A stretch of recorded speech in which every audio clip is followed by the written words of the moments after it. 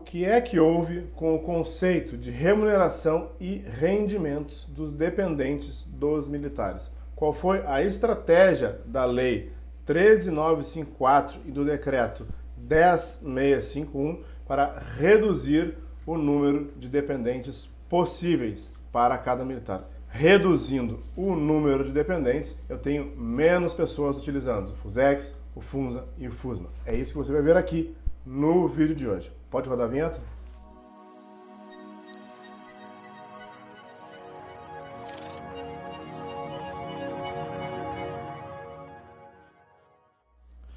Bem-vindos de volta! Se você for novo por aqui, pausa o vídeo agora, se inscreva no canal aqui embaixo, ative todas as notificações, deixe seu like, compartilhe nosso conteúdo e comente, quem sabe o seu comentário não vira um Augusto Leitão Responde. Passe nas nossas redes sociais, nós temos o meu Facebook e meu Instagram, o @Augusto Leitão, lá você encontra trailers, vídeos e algumas frases que você pode salvar e compartilhar, é o @Augusto Leitão, me segue por lá também. Conheça meu site, augustoleitãoadvocacia.com.br, faça tudo isso que eu falei para que o YouTube entenda como relevante nossos vídeos, como relevante nosso conteúdo e entregue ele sempre para você e para mais e mais pessoas. Vou me desculpar antecipadamente com os senhores que eu estou um pouco afônico, estou com dor de garganta bastante hoje, mas eu não quis deixar vocês sem os vídeos dessa semana. Então, vou fazer um pequeno esforço aqui a gravar esses vídeos e nós termos a nossa grade normal, como é todas as semanas, mesmo aqui na nossa semana de Natal. Muito bem. O que é o Decreto 10.651 e quais foram as modificações trazidas pela Lei 13.954 com relação ao conceito de remuneração e com relação ao conceito de rendimentos? Antes nós tínhamos um grande rol de dependentes, lá tanto no artigo 50, parágrafo 2º, quanto no artigo 50, parágrafo 3º. Aqueles do parágrafo 3º precisavam que o militar os declarasse como dependentes. Além disso, precisavam comprovar a dependência econômica com relação a esse militar e viver sob o mesmo teto. O requisito de viver sob o mesmo teto caiu, o requisito de comprovar a dependência econômica passou a ser não ter rendimentos, e aí nós temos um grande decreto, o decreto 10.651, que trouxe uma lista de situações que devem sim ser consideradas rendimentos. Lembrando que o rendimento ele tem um conceito mais abrangente do que remuneração, porque antes era dependente econômico quem não tinha remuneração. E nós tínhamos, por exemplo, o artigo 50, parágrafo 4º, que trazia algumas exceções àquilo que não deveria ser considerado remuneração. Por exemplo, vínculos que eram não provenientes de trabalho assalariado, ainda que pagos pelos cofres públicos. Então, se eu tivesse uma pensão de INSS, ela não seria considerada rendimento e essa pessoa que tivesse essa pensão poderia ser considerada, sim, dependente do militar, desde que ele a declarasse. Acontece que agora o artigo 50, parágrafo 4º, como ele era, ele deixou de existir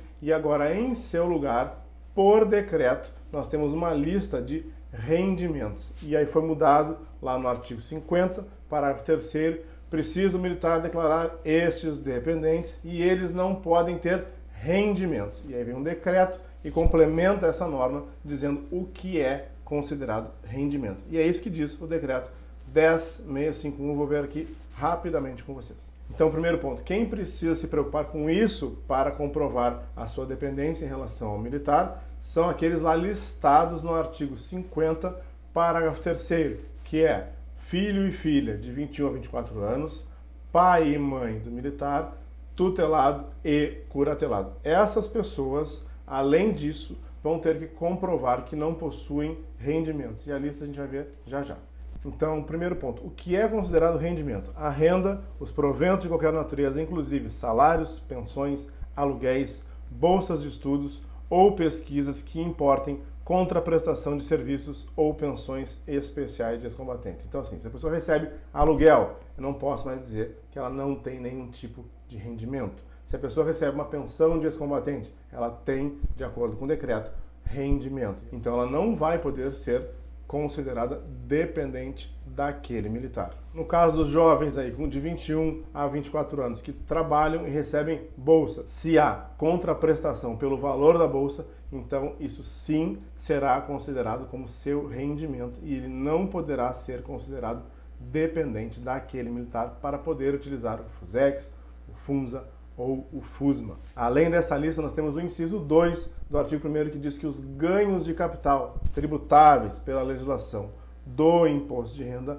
são considerados rendimentos. Então, a compra de um apartamento e a venda com ganho de capital, isso vai ser considerado rendimento, vai excluir aquela pessoa da qualidade de dependente daquele militar. Operações também, por exemplo, com ações, quem comprou ações, vendeu elas com ganho de capital e declarou isso no seu imposto de renda, não poderá ser considerado também dependente daquele militar, porque possui rendimentos de acordo com o decreto 10.651. Muito importante aqui, valores pagos a título de programas assistenciais pagos pela Fazenda Pública não são considerados rendimento. Então, Bolsa Família, Auxílio Brasil, nada disso é considerado rendimento e não exclui essas pessoas que eventualmente recebam ou Bolsa Família antes e agora o Auxílio Brasil de serem considerados dependentes daquele militar, desde que elas estejam aqui no artigo 50, parágrafo 3º, e que o militar as declare como seus dependentes.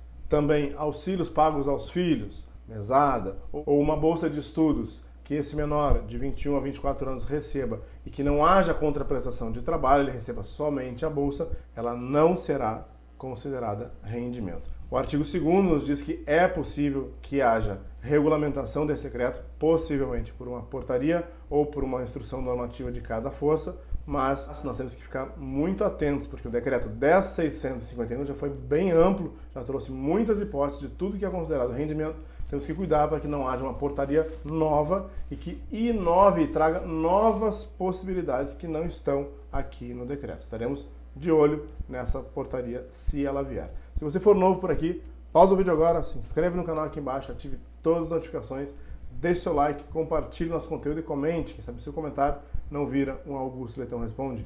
Passe nas nossas redes sociais, nós temos o meu Facebook e o meu Instagram, o @Augusto Leitão, lá você encontra trailers, vídeos e algumas frases que você pode salvar e compartilhar. É o @Augusto Leitão, me segue por lá também. Conheça meu site, augustoleitãoadvocacia.com.br, e faça tudo isso que eu falei para que o YouTube entenda como relevantes nossos vídeos, como relevante nosso conteúdo, entregue ele sempre para você, para mais e mais pessoas. Senhores, senhoras, nós temos uma live marcada para quinta-feira às 21 horas. Eu penso em antecipar essa live para as 18 horas, tá certo? Deixe nos comentários aqui se vocês concordam com isso. Em princípio, se estiverem todos de acordo, eu antecipo ela, porque nesse dia estarei em Porto Alegre, na casa dos meus pais. Seria mais fácil, um pouco mais cômodo, e teríamos até possivelmente mais quórum, por se tratar de ser uma antevéspera de Natal, se fizéssemos aí na quinta-feira às 18 horas, tá bom? Então espero vocês lá, quinta-feira, dia 23 de dezembro, antecipando a nossa live para as 18 horas, tá bom? Até o próximo vídeo.